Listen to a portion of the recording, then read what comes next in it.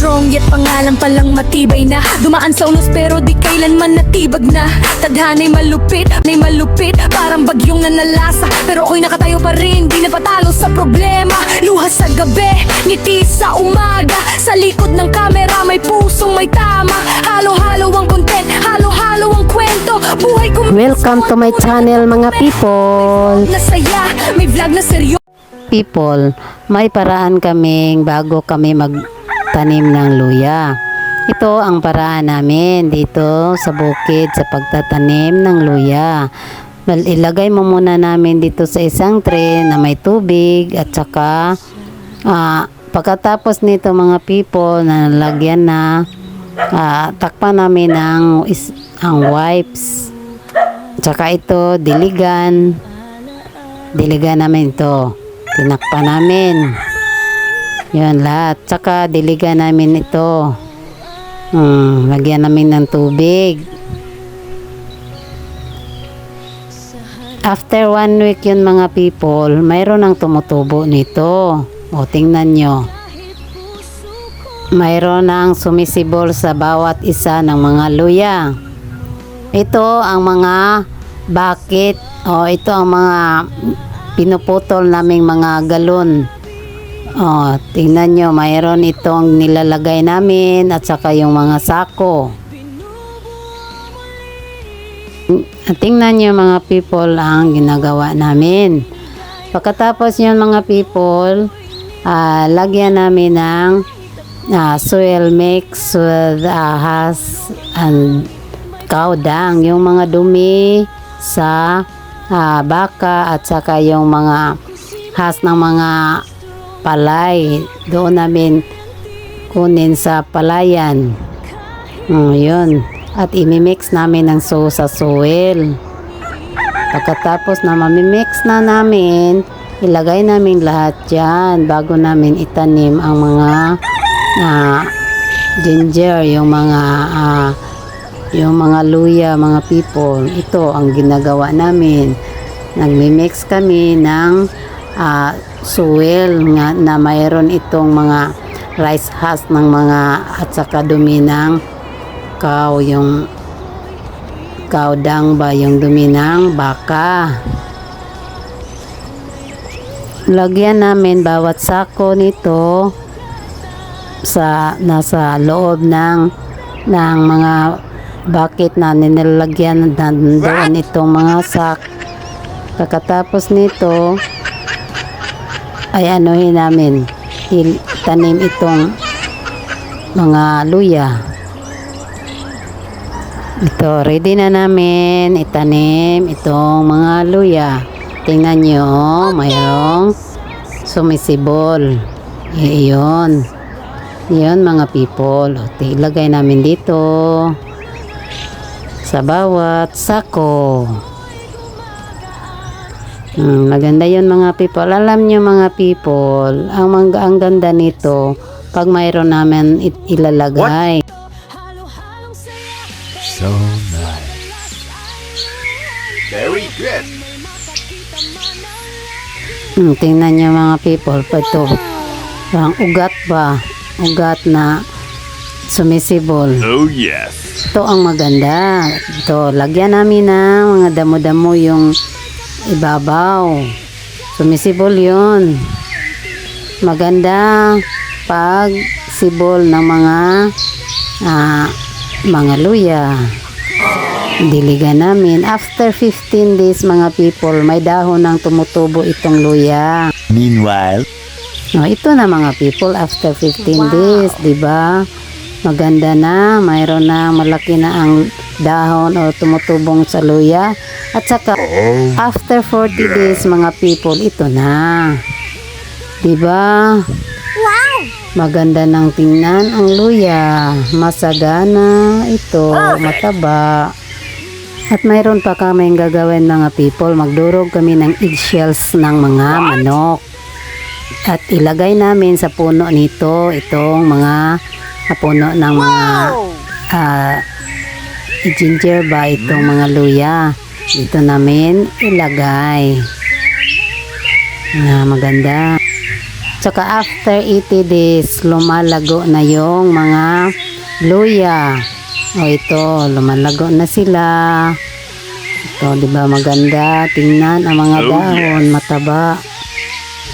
At saka mga people, mayroon pa kaming gagawin nito na ilagay sa puno ng luya. Gumawa kami ng Trichoderma mix with vermicompost.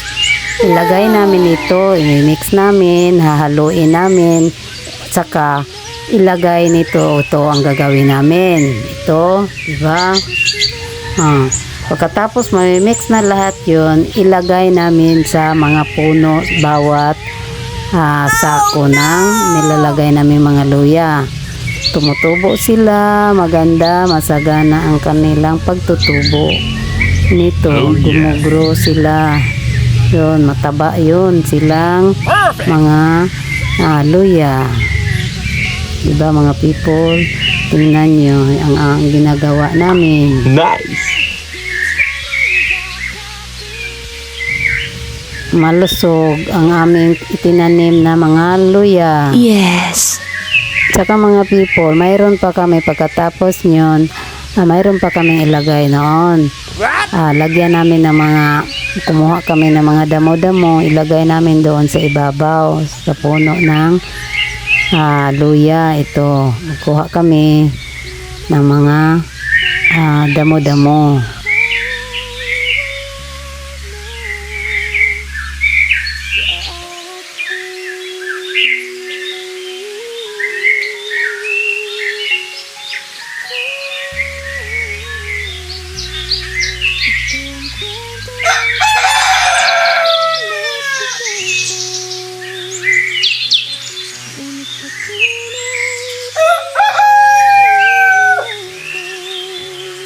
Pagkatapos nito mga tape people, ilagay namin mga damo, kumuha na kami naman ng steak, itutusok dyan sa bawat sako. Pagkatapos itong steak na aming nilalagay, ay tataliin namin itong mga steak.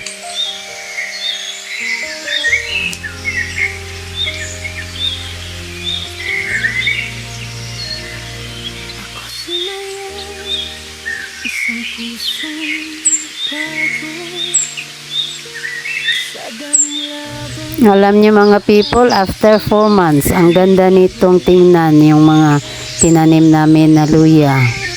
Tsaka, pang-cut namin itong mga nalaya-laya na mga dahon ng luya. Maganda ito tingnan pag after 4 months, yun.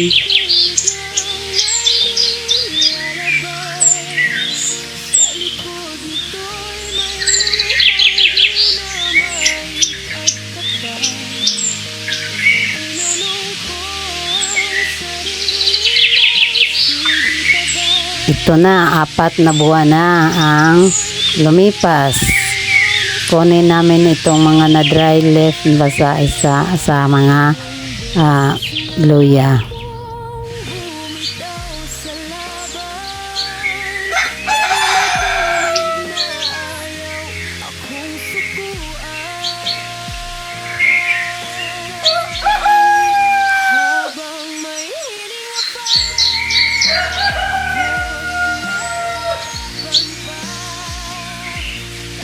Wow, ang saya-saya So nice. naman sa mga tanim, tingnan.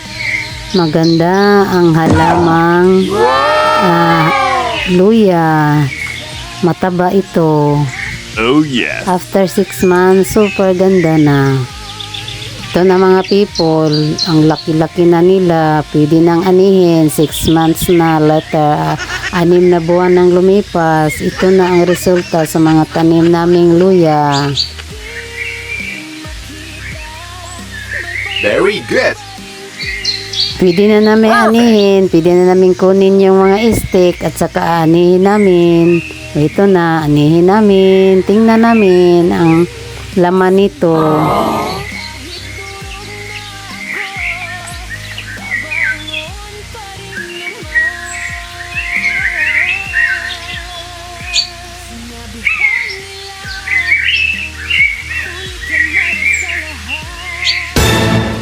are you doing?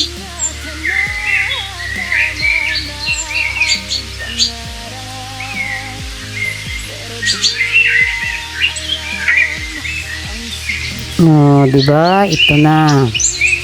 At sa ilalim pa, yun pa lang. Ito. Di ba? Mataba. Mataba ang mga luya. Pwede itong ibinta. Good. Hindi ko alam kung ilang, magkano yung kilo sa luya ngayon. Ito. Di ba? Mataba. Maganda tingnan. Ang mga luya namin tinanim.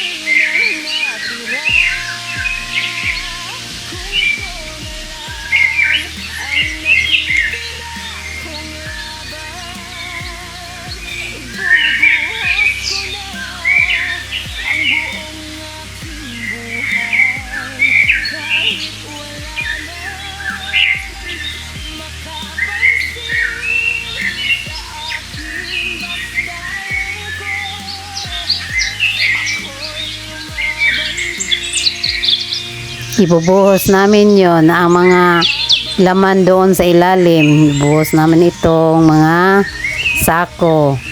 Dahil ang mga laman doon sa ilalim. Ito, mga mataba na mga laman ng luya.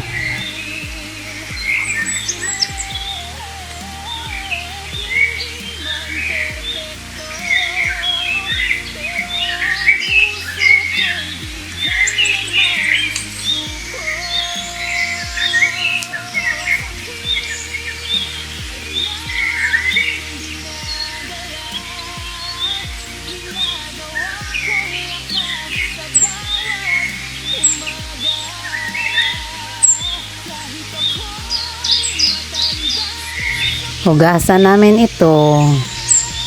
Ang ganda-ganda tingnan. Pag ang ating itinanim ay mayroon namang bunga na aanihin. Hugasan namin. Ito ang aming gagawin. Pag mayroon kang itinatanim, mayroon din ikawang aanihin. Maganda ang bunga sa iyong inaani.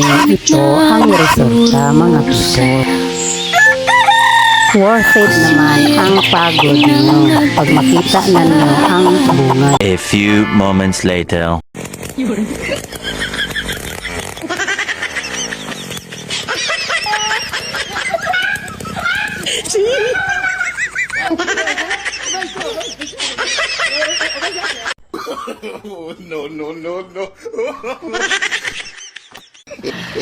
Sana all. Sana all. Yun.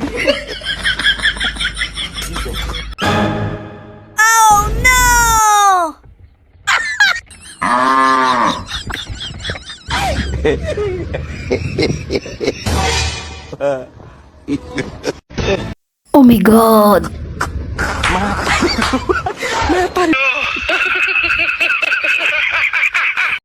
Matigas ako.